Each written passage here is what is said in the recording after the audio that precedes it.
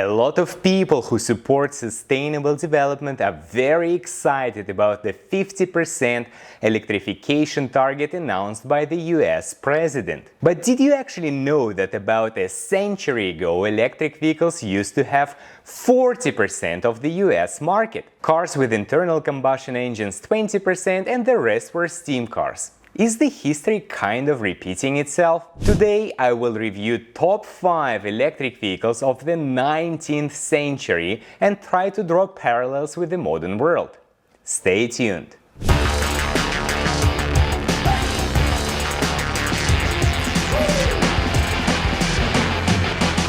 Bakunin Live. I'm Michael Bakunin. Electric vehicles and actually history are my biggest passions in life, and luckily today I can for the first time combine both on my YouTube channel. We will travel in time and have a look at 5 EVs which I believe were very impactful. Among those, there will be a Russian electric vehicle too, and given my origin I am especially excited to review that one.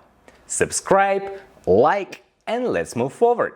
The first one on my list and possibly the first ever electric vehicle was invented by Gustave Trouvé in 1881. Well, not really invented, he took the electric motor developed by Siemens and fitted it on the James Starley tricycle. Gustave was working on various applications of electricity, including batteries, and I'm guessing came up with a wonderful idea to pull those elements together to create what we know today as the first electric vehicle. Unfortunately, we don't really know much about the technical capabilities of the Trouvé's electric tricycle, but we can have a look at a similar EV which came to life in England roughly at the same time.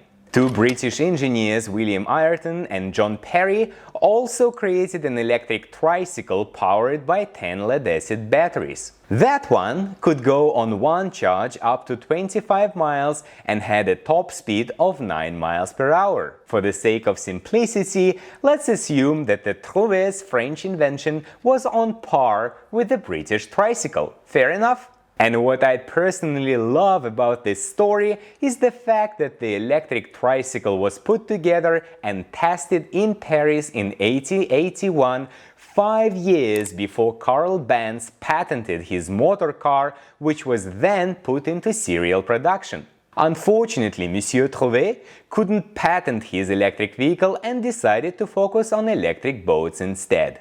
The next one on my list is an electric vehicle which actually had a real chance to go into serial production. Thomas Parker's company started an EV development in 1884 in England. Thomas Parker is famous for electrifying the London Underground. His team's core expertise was lead-acid batteries, and that was pretty handy, because they could actually modify the batteries, and I'm mostly talking about increasing battery capacity. Thomas released a number of prototypes, but his work didn't become a success story. Partially, this could be explained by the Red Flag Act, which required 3 people to operate a self-propelled vehicle back then. And just bear with me, one of those operators had to walk or run in front of the vehicle and wave a red flag. This regulation was in place in England until 1896, and let me guess, when the rule was lifted, cars finally got a chance to replace horses.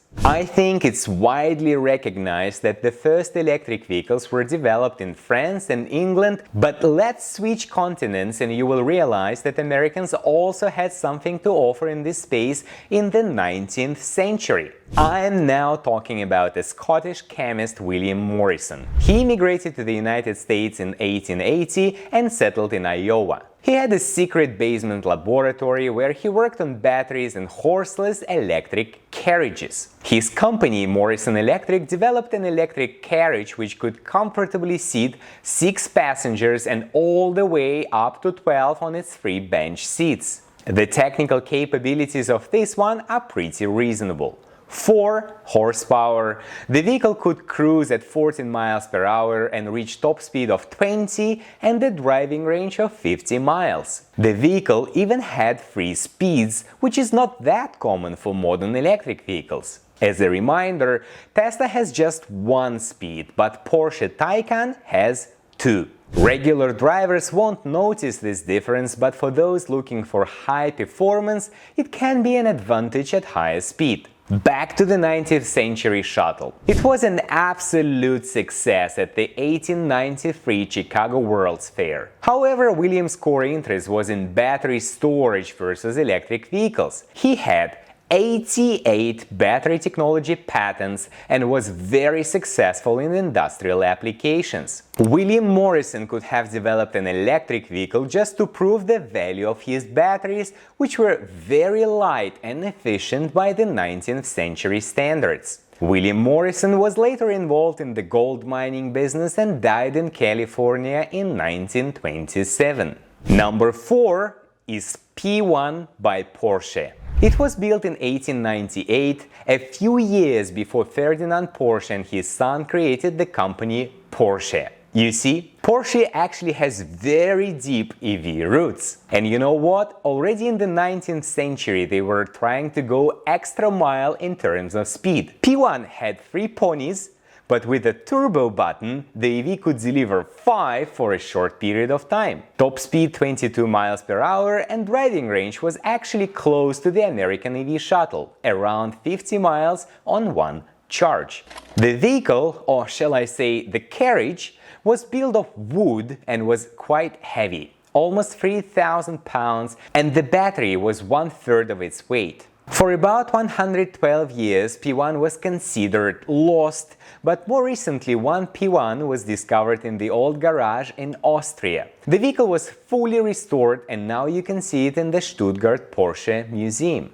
And as promised, number 5 is from Russia. The electric vehicle was engineered by Ippolit Romanov in 1899 in St. Petersburg. I don't think he was related to the Romanov royal family, but this doesn't undermine his engineering capabilities. Look at that. A 2-seater with 2 motors and an all-wheel drive. It was famous under the name Cuckoo, top speed 24 miles per hour and driving range of 37 miles. The vehicle was very light, especially compared to the one developed by Porsche, just roughly half of it. There are rumors that the Cuckoo actually had a regenerative braking system, which is a must-have on all modern electric vehicles. Unfortunately, Ippolit Romanov couldn't scale his business model, and the bottleneck was charging infrastructure. They tried to organize charging stations in wooden stables, which was not well received by local fire departments. Later on, Romanov decided to focus on electric buses. He made a proposal to operate 10 electric bus lines in St. Petersburg and was planning to build 80 buses for that project. Unfortunately, this one didn't go through either because of horse train operators, who were actually protecting their business. Romanov immigrated to the United States and died in New York in 1944. A couple of learnings here. Many things haven't changed since the 19th century. A lot of technologies were well known already 120 years ago. Lead-acid batteries, dual motors, all-wheel drive, regenerative braking. Having an in-house battery development capability is still an advantage. Look at Tesla. They are rapidly accumulating knowledge in battery development and also trying to fully control the supply chain. And another lesson is regulation. Governmental decisions can slow down, accelerate, and even change directions of entire industries. I'm glad the new government in the United States is very serious about electrification and is supported by major car makers. High chances to succeed. See you next week.